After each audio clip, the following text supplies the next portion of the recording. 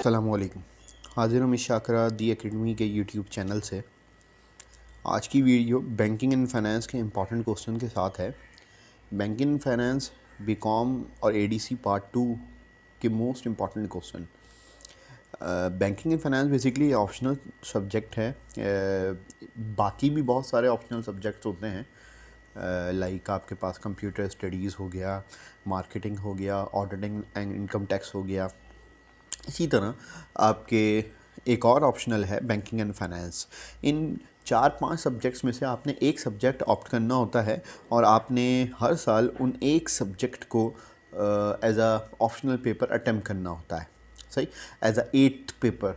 ठीक, अच्छा, समझने वाली बात यह है कि बैंकिंग एंड फाइनेंस आपके इंटरमीडिएट में भी आपने बैंकिंग पढ़ी हुई है, लेकिन यहाँ पे फाइनेंस का कुछ हिस्सा मज़ीद ऐड हो जाता है और ये सब्जेक्ट बैंकिंग एंड फाइनेंस यानी 2 हिस्सों में तब्दील हो जाता है।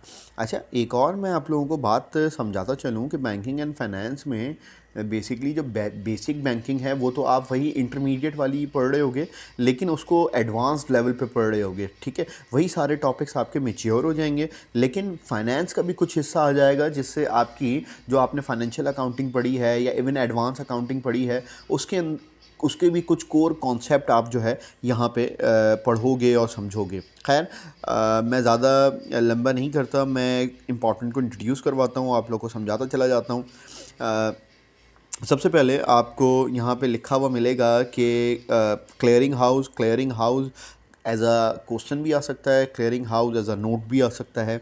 ठीक है, इसके बाद आपका काइंड ऑफ इंडोर्समेंट है, नोटिंग एंड प्रोटेस्टिंग है, फिर मुदारबा है, सिक्योर्ड अनसिक्योर्ड लोन है, मेथड ऑफ इशूइंग करेंसी है। मेथड ऑफ इशूइंग करेंसी मतलब लाजमी सी बात है कि इशू करेंसी जो है ये सेंट्रल बैंक का फंक्शन होता है, तो लाजमी सी बात है कि ये सेंट्रल बैंक के फंक्शन का ही हिस्सा है, लेकिन इसमें आपको पूरा प्रोसीजर बताना पड़ेगा कि कब, कैसे, क्यों नोट जो है वो इशू किया जाता है, इसका पूरा मेथड आपने एक्सप्लेन करना पड़ेगा।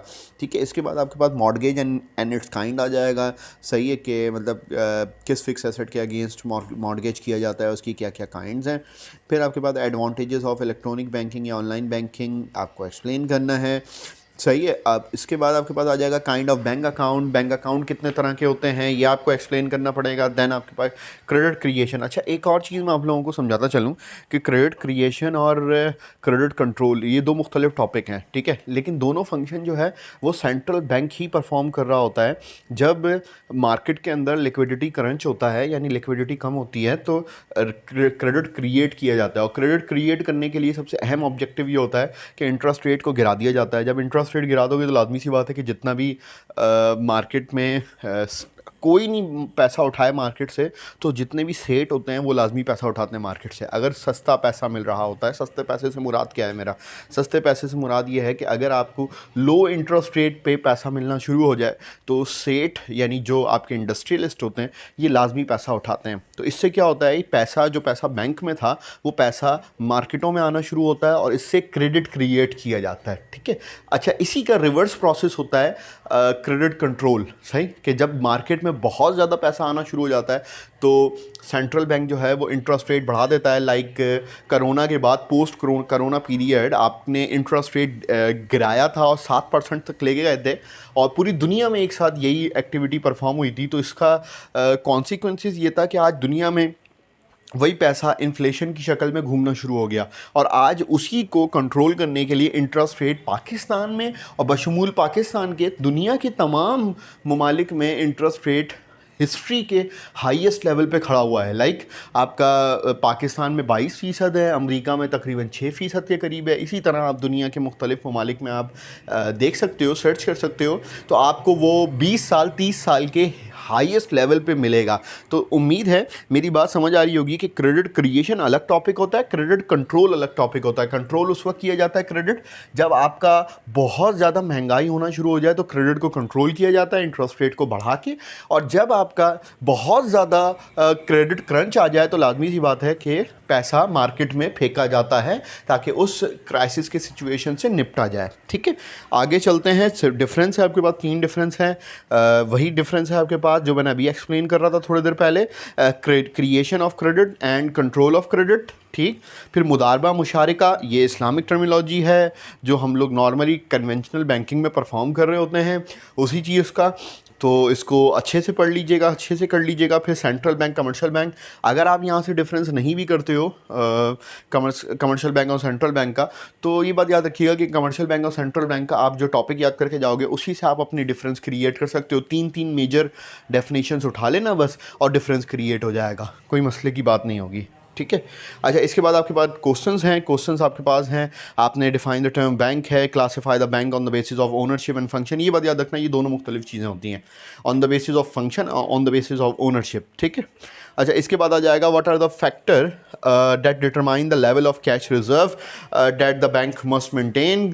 CRR, कैश रिजर्व रेशो, हर कमर्शियल बैंक ने मेंटेन करना होता है अपने पास, क्योंकि अगर उन्होंने एक कमर्शियल एक्टिविटी करनी है, लोगों से पैसा लेके आगे उधार देना है, तो उन्होंने कुछ हिस्सा लोगों के लिए भी वक्फ करना होगा, बैंकिंग एक्टिविटी के लिए भी वक्फ करना होगा।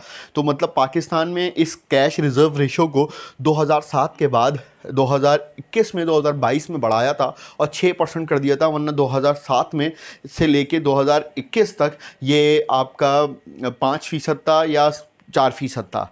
तो उम्मीद है मेरी बात समझ आ रही होगी, क्योंकि पाकिस्तान में इन्फ्लेशन का इशू बहुत ज़्यादा बढ़ गया था, इस वजह से बढ़ गया है, अभी तक है, और अभी किस लेवल पे जाएगा ये किसी को नहीं पता है। तो समझने वाली बात यह है कि इसीलिए कैश रिजर्व रेशो मेंटेन किया जाता है ताकि बैंकिंग, नॉर्मल बैंकिंग एक्टिविटी को परफॉर्म किया जा सके। देन आपके पास है डिस्क्राइब द बेसिक प्रिंसिपल या feature of Islamic mode of finance. Islamic mode of finance यानी non interest bearing mode of finance ना। आप जो जहाँ पे मैंने और लिखा हुआ, ये और इंडिकेट करता है कि एक सवाल को कई तरीके से पूछा जा सकता है, सही है। तो पहला तरीका या फिर दूसरा तरीका, ये बात याद रखिएगा कि पहले तरीके से पूछे या दूसरे तरीके से, आंसर आपका सिमिलर लिखा जाएगा, ठीक है। वो सिर्फ आपके नॉलेज को, यानी आपके इल्म में ये चीज़ या आपके नोटिस में ये चीज़ आ जाए कि भाई ये सवाल और ये सवाल दोनों सेम है और दोनों में बिल्कुल सेम मटेरियल लिखा जाएगा। देन आपके पास है what are the main type या मॉड ऑफ इस्लामिक फाइनेंस, सही है जी। ऊपर आपने प्रिंसिपल्स डिस्कस किए थे, नीचे आपने टाइप डिस्कस करना है इस्लामिक फाइनेंस की, फिर सेंट्रल बैंक का फंक्शन डिस्कस करना है, देन आपका बैंक फ़ंड को डिस्कस करना है आपने, प्रिंसिपल ऑफ बैंक फ़ंड, फिर देन एम्प्लॉइंग बैंक फ़ंड, लाजमी सी बात है, principle of employing bank fund. उसके बाद आपके पास है profitable non profitable use. Bank fund को दो तरीके से इस्तेमाल किया जाता है स्टेट बैंक के डायरेक्टिव के अकॉर्डिंग, एक प्रॉफिटेबल यूज़ होता है, दूसरा नॉन प्रॉफिटेबल यूज़ होता है, ठीक है। इसके बाद वर्किंग कैपिटल है, देन आपके पास वर्किंग कैपिटल के लिए ही आपको जो वर्किंग कैपिटल आप लोगों ने बहुत अच्छे से समझा होगा एडवांस अकाउंटिंग के अंदर, कि आपके पास करंट एसेट्स में से करंट लायबिलिटी माइनस करते हैं तो आपको वर्किंग कैपिटल पता चल जाता है कि आपके पास कितना कैश, लिक्विड कैश अवेलेबल है, लिक्विड एसेट्स अवेलेबल हैं, सॉरी, टू ऑपरेट बिजनेस, सही। इसके बाद आपके पास आ जाएगा जनाबे वाला prerequisites for opening a bank account. आपने स्टेप्स बताने हैं किस तरह से बैंक अकाउंट खुलता है, फिर फंक्शन ऑफ कमर्शियल बैंक है, फिर आपको long term finance, short term finance है, देन आपका डिफाइन करिए cheque, bill of exchange, promissory note और kind of bill of exchange आपने जो है वो, और parties of bill of exchange जो है आपने एक्सप्लेन करना है। देन आपका Islamic mode of finance non interest bearing, सही है, कन्वेंशनल बैंकिंग से किस तरह से मुख्तलिफ है। कन्वेंशनल बैंकिंग उसको कहा जाता है जो रवायती बैंकिंग है, लाइक जो इंटरेस्ट बेस्ड बैंकिंग है, जबकि जो इस्लामिक बैंकिंग है वो रिबा फ्री है, यानी इंटरेस्ट फ्री बैंकिंग है, ठीक है, हलाल प्रॉफिट, सही। इसके बाद आपके पास आ जाता है कि letter of credit, letter of credit की काइंड्स आपने लिखनी है, उसकी कंटेंट्स लिखने हैं। इसके बाद आपके पास लीज़ और पार्टीज़ ऑफ लीज़ आपने लिखना है, चेक है, टाइप्स ऑफ चेक है, क्रॉस चेक है, क्रॉस चेक्स के दोनों टाइप्स आपने एक्सप्लेन करना होगा, चाहे वो जनरल क्रॉसिंग है चाहे वो स्पेशल क्रॉसिंग है। इसके बाद आपके पास आ जाएगा what do you mean by credit control, like मैं पहले बता चुका हूँ, क्रेडिट कंट्रोल और क्रेडिट क्रिएशन दोनों करना है आपने, ठीक है। फिर वर्किंग कैपिटल के आपके पास सोर्सेस हैं, सही है जी। उम्मीद है ये चीज़ आपके लिए बेनिफिशियरी रहेगा, सही। इंशाल्लाह अगली वीडियो में दोबारा मुलाकात होती है। अस्सलाम वालेकुम।